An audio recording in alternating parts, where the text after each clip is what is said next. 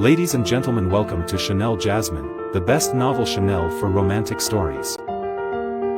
Hai guys, selamat datang di channel Jasmine, channel terbaik untuk menyimak novel-novel romantis. Mohon dukung channel ini dengan subscribe, like dan share video-video yang ada di channel ini. Terima kasih.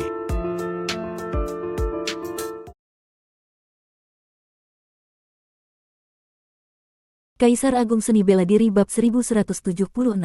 Luo, kau baik-baik saja. Dugu Jianchen tidak mengejar lebih jauh, karena simbol pemecah ruang yang digunakan lawan sangat tinggi tingkatannya, sementara dirinya juga tidak menguasai teknik ruang, meskipun dikejar pun sia-sia. Namun, cara Dugu memanggil Luo Xiu membuatnya sedikit canggung. Kalau bukan karena penguasa wilayah yang sudah menyebutkan, mungkin dia tidak akan memanggil Luo Xiu sebagai paman, tapi karena sudah disebut, seharusnya memang begitu. Hanya saja, panggilan seperti itu terasa sulit diucapkan baginya. Kau kira aku terlihat baik-baik saja?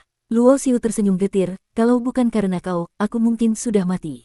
Bagaimana bisa sampai ada 4 kaisar dewa menyerangmu bersama-sama? Mereka siapa? Dugu mengerutkan alis, walau luka Luo Xiu parah, dia tidak terlalu khawatir karena tahu luka seperti itu belum cukup membunuhnya.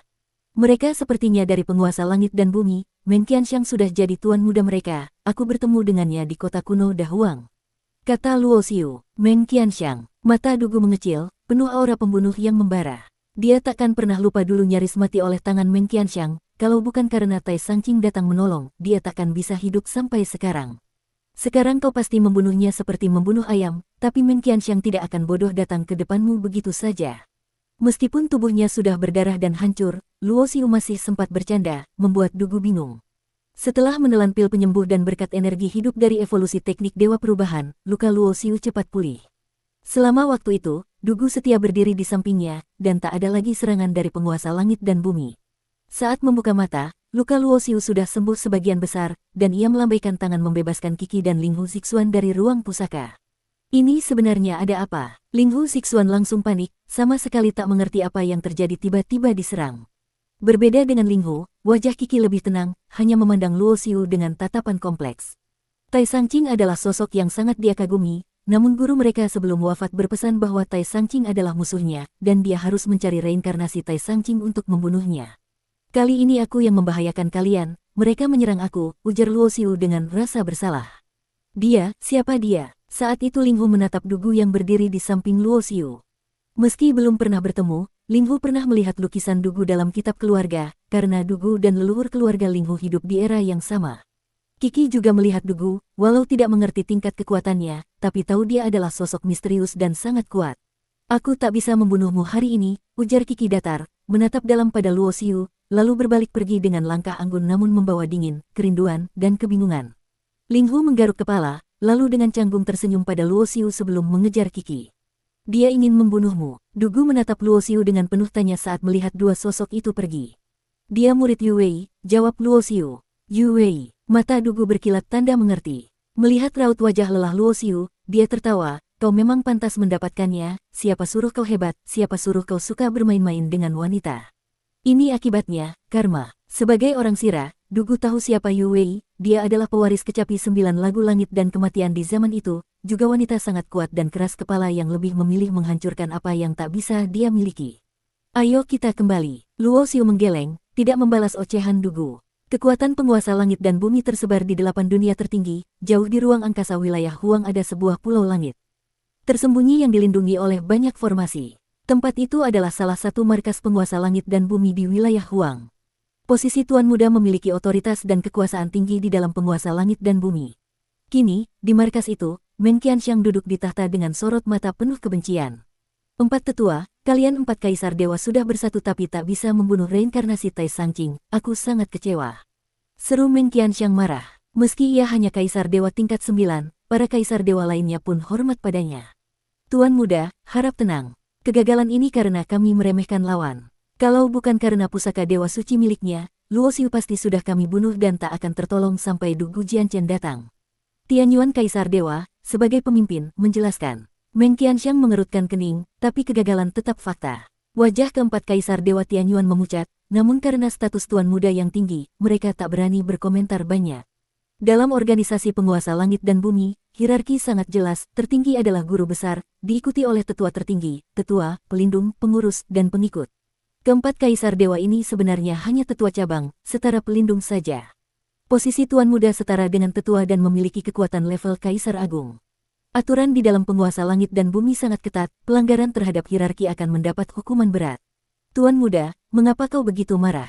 Tiba-tiba terdengar tawa ringan, lalu seorang pria parubaya dengan rambut panjang berjalan masuk ke aula.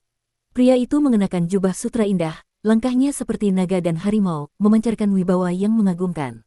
Ketua cabang, keempat kaisar Dewa Tianyuan segera memberi hormat dengan penuh rasa hormat. Saat menghadapi Meng Qianxiang, mereka hormat karena statusnya, tetapi kepada ketua cabang wilayah Huang, rasa hormat itu berasal dari kekuatan luar biasa sang pria.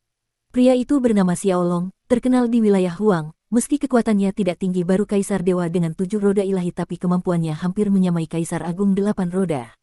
Ketua Xiao, kau datang tepat waktu. Meng Qianxiang menciutkan bibir, tidak peduli seberapa terkenal Xiaolong, baginya orang seperti itu hanyalah semut di matanya, baik di kehidupan lalu maupun kelak di kehidupan ini.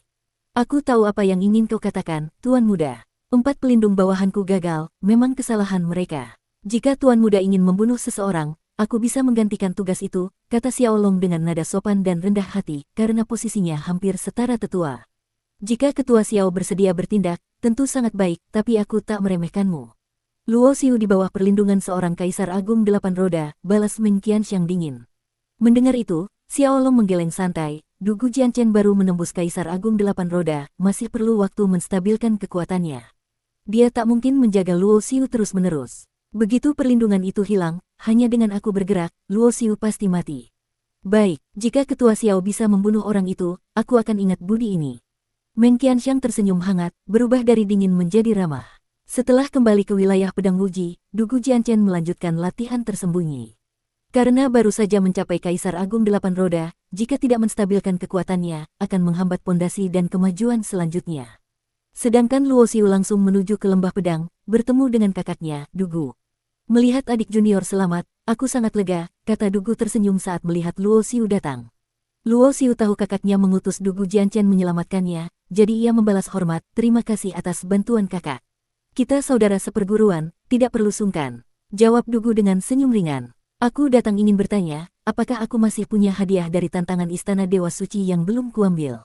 Tanya Luo Xiu. Dugu terkejut, bukankah kau sudah mendapat tungku kekacauan Wuji?